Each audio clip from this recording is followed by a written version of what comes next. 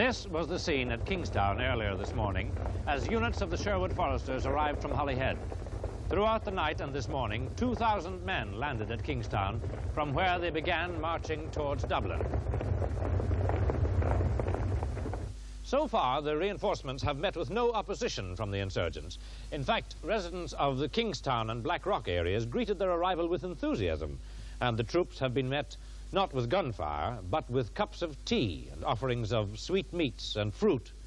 But Colonel McConstrey, the commanding officer of the Sherwood Foresters, is under no illusions. We expect, he said at Kingstown, to meet with at least some resistance.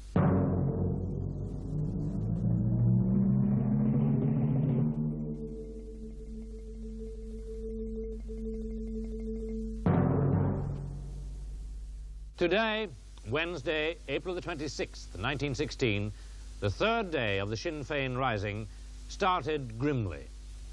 Early this morning, the Admiralty gunboat, the Helga, steamed up the Liffey and shelled Liberty Hall. The authorities seem to have been under the impression that Liberty Hall was occupied by insurgent forces. However, the only person in the building was the caretaker, Mr. Peter Ennis. The interior of Liberty Hall was completely wrecked by the shelling. But despite this and heavy machine gun fire from the Custom House roof and the tower of Tyler Street Fire Station, Mr. Ennis managed to escape unhurt. Since then, however, Sackville Street has been under attack from sniper fire and machine gun emplacements on the roof of Trinity College.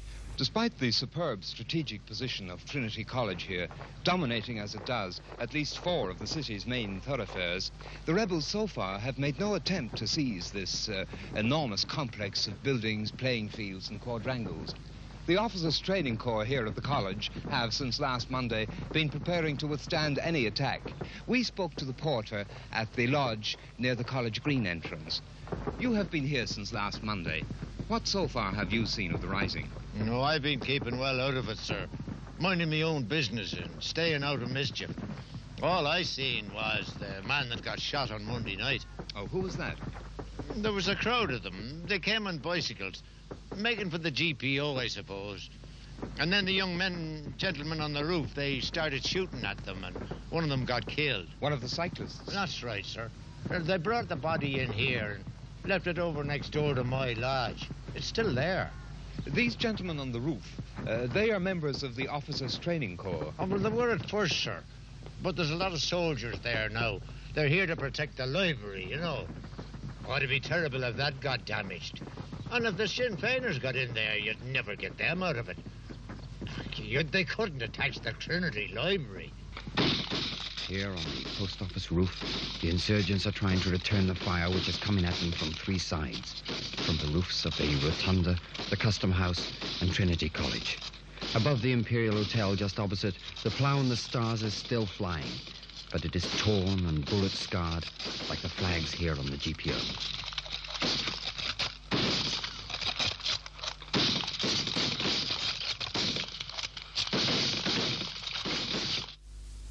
An advance column of the Sherwood Foresters has been and is being fired upon at the juncture of Northumberland and Haddington Roads.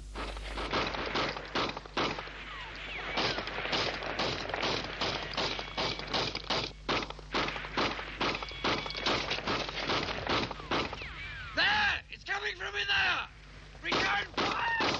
Fire!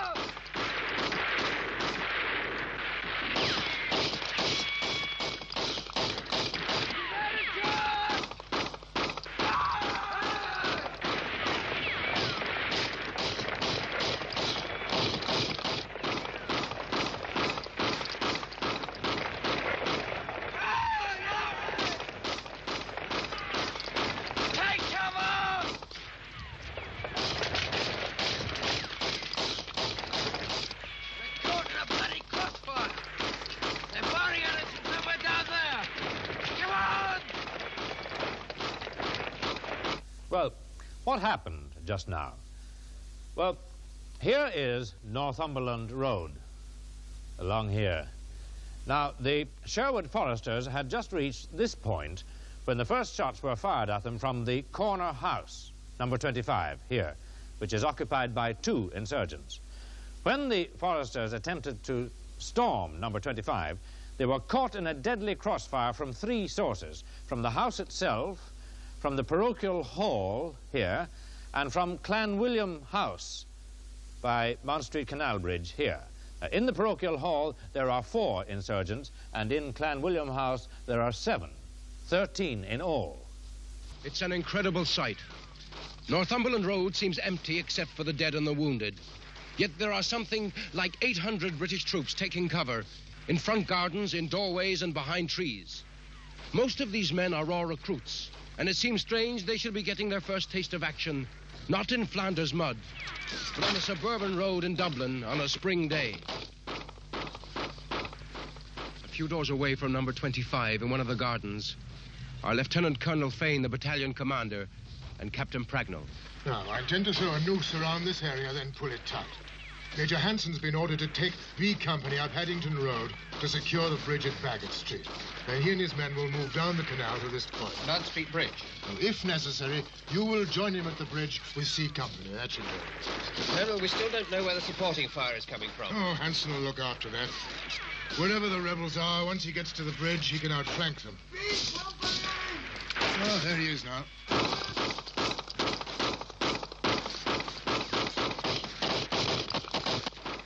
Give those men covering fire.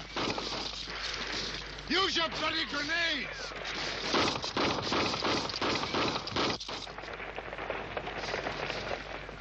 Up in that window there. Fire.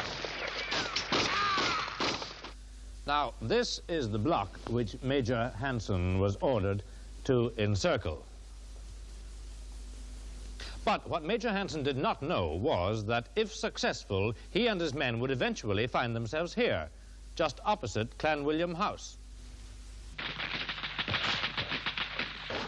Here in the drawing room of Clan William House, overlooking Mount Street Canal Bridge, 7 men wait for the attack, which must inevitably come. The men are Volunteers Richard Murphy, Patrick Doyle, Section Commander George Reynolds, and Volunteers William Ronan and James Doyle. In the back drawing room, just across the landing, are the brothers James and Thomas Walsh. Think they've seen us. When they do, you'll know all about it. Mick and Seamus must be getting it hot and heavy. Listen. Yeah. God, some fellas are steeped. Here's for grub. Good man, Tom. Might as well have them now while they're fresh.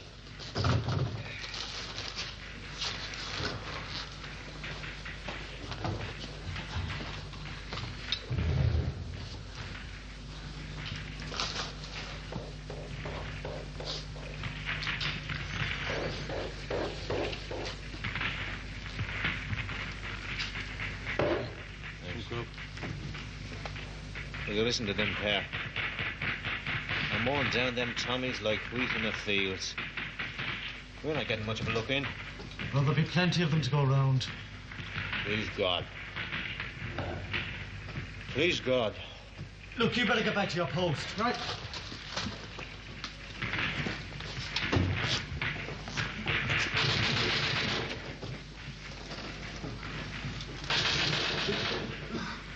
Can't even see an inch of khaki. The whole gang of them is under cover. Look, you take it easy if you spot anyone on the roof. It might be Mick or Seamus getting away from number 25. They're good for hours yet. There's somebody on the canal bank.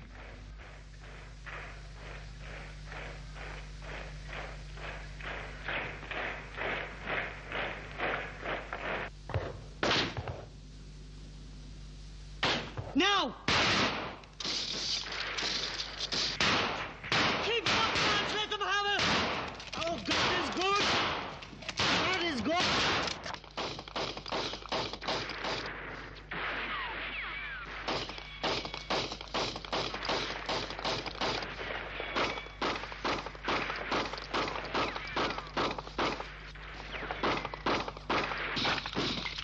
B Company are under attack.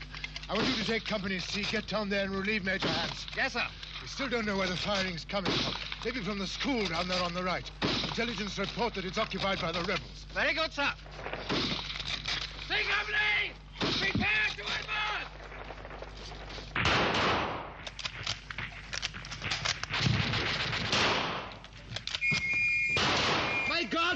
Here! They're coming straight at us. They must be mad. Hold your fire! Let them get level with the parochial hall. Our lads in there will... They're not coming at us at all. It's a school they're attacking. Wow. Nobody in there since yesterday. But they don't seem to know that. Well, then may the Lord have mercy on them. Prepare to fire! We have in the studio General Lowe, the commander of the British forces in Dublin. Good evening, General Lowe. General, what is the present position? Highly satisfactory, at least from our point of view. But a battle has been raging for hours in Northumberland Road. I shouldn't call it a battle exactly, more of an extended incident. General, latest reports say that at least 100 of the Sherwood foresters have already been killed. There are plenty more where they came from. The rebels will soon find that out to their cost. And what is the position like elsewhere? Most favourable. A cordon is being thrown around the centre of the city. By this evening, it should be complete. The rebel ringleaders in Sackville Street will then be surrounded. Once that happens, the rebellion is as good as over. Is it true that you are now using artillery in the city centre? Nothing to write home about. 2 9-pounder guns outside Trinity College, that's all. Although a decent barrage would make all the difference. Thank you, General Lowe. Shortly after noon today, the rebels in the Mendicity Institute on the South Keys surrendered to the military. Here was how one of the rebel prisoners described the last moments. They had to get us out of there, you see. With us on the south bank, they couldn't attack Commandant Daly in the forecourts. Still, we made a fight of it, but there was too many of them. They surrounded the building, and this morning they started lobbing bombs into the windows, and we kept throwing them back. It was like a game of tennis. And one of the bombs went off in Liam Staines' hands. Him and Dick Balfe was injured, something terrible. And then we lost 2 others of our fellas. So there was nothing Commandant Houston could do except put out the white flag. Still, I think the military was a bit surprised there were so few of us in there. I mean, well, we didn't do too badly.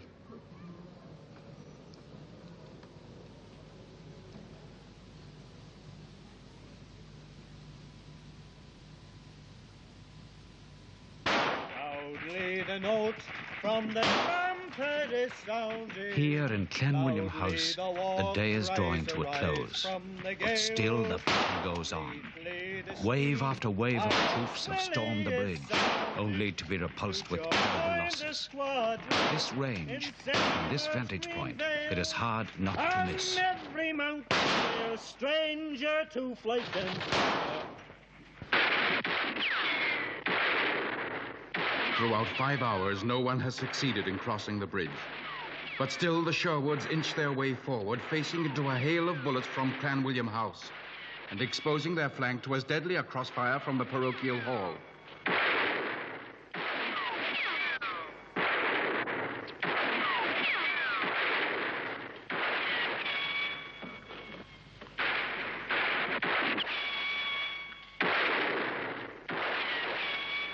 But for the 2 defenders of 25 Northumberland Road, time is running out. Bombs and machine guns are taking their inevitable toll.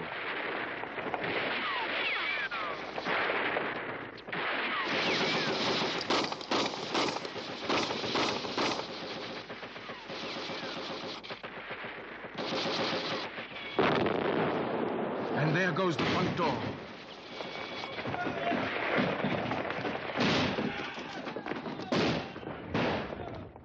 We have just learned that General Sir John Maxwell has been appointed General commanding His Majesty's forces in Ireland as from tomorrow, the 27th inst.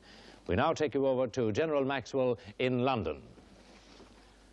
Sir John, in view of the fact that General Lowe is already dealing with the situation in Ireland, can you tell us why you have been given this appointment? In the first place, there is no reflection whatever on General Lowe's abilities. Lord Kitchener has simply expressed the wish that a senior general should be in charge of what is, after all, a serious situation. Well, what powers will you have, Sir John? I have been given a free hand to take all necessary measures to suppress the insurrection in Ireland. I have already informed the Prime Minister that the 60th Division and the cavalry at Aldershot will be sent to Ireland if necessary. Well, just how serious do you think this rebellion is? It has created a situation which is fraught with danger to Ireland herself. Unless quickly checked, it is not unlikely to have sinister effects on the conduct of the war. Sir John, is it true that Mr. Birrell, the Chief Secretary for Ireland, has left London for Dublin? Yes, a few hours ago. And that he has ordered a news censorship? Mr. Birrell is naturally anxious that news should not reach our friends in America, which might give them an entirely false impression as to the importance of what has taken place. I am in full agreement with Mr. Birrell on this point, and tomorrow I've no doubt that he'll be in touch with me from Dublin. Well, are you yourself going to Ireland? Well, certainly. I hope to leave London tomorrow. Sir John, thank you. 25 Northumberland Road has fallen. Of its two defenders, one, Michael Malone, was shot dead. The other, James Grace, somehow managed to make his escape. The parochial hall, here, has also been taken, and its garrison of 4 are prisoners. The main British attack is now being directed against Clanwilliam House. You and Willie go upstairs, see if you can go off the fire. For God's sake, keep your hands down. Yeah, throw it over that side of this is burning me bloody hands down.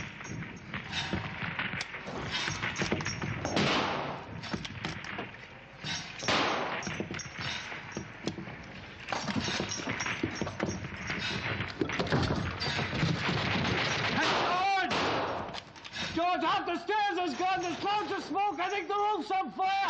But can you get upstairs? Yeah, just all I tell you. Those are close when you look at them. They're coming in their thousands. Keep down.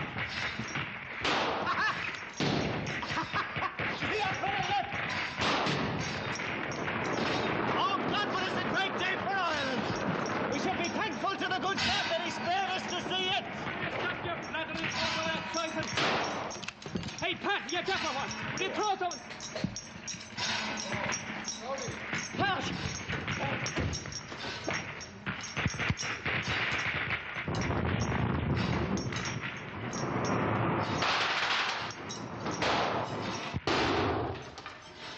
Keep your heads down, lads. Keep your heads down.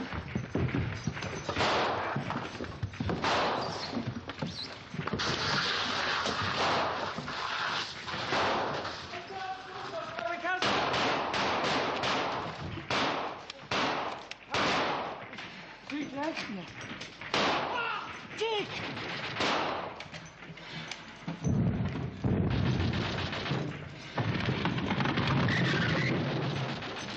Breaking in. There's nothing more we can do here. We better get out. Lead on.